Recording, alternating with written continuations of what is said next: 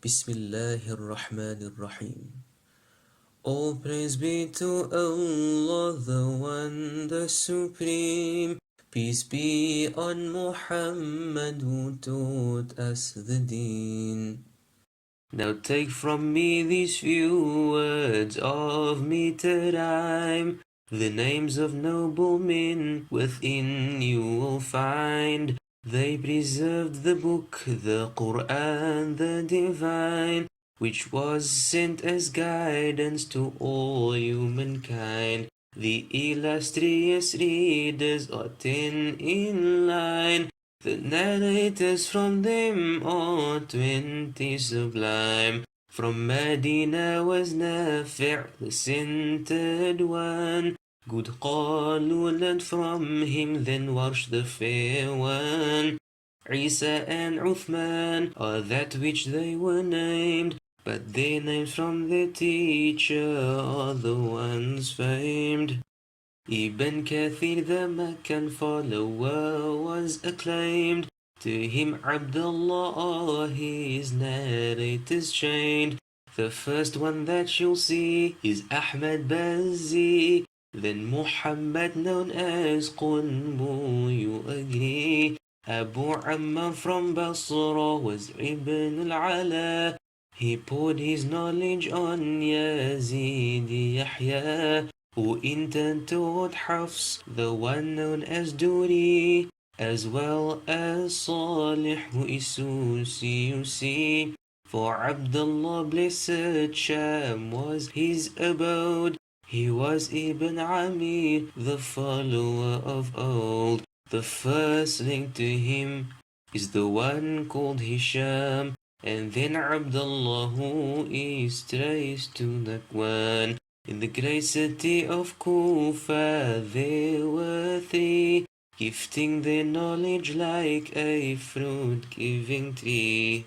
From the follower who as Asim was known, learned Shu'bah then Hafs like a son of his own.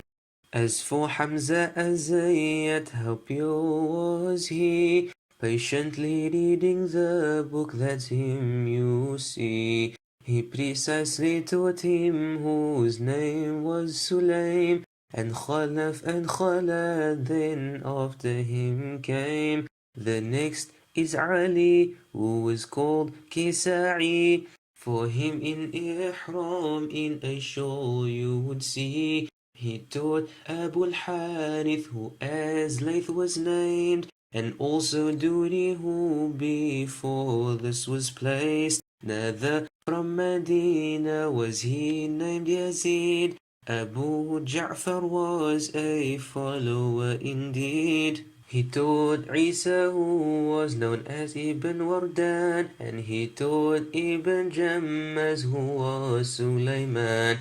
Neither from Basra was Ya'qub Hadrami.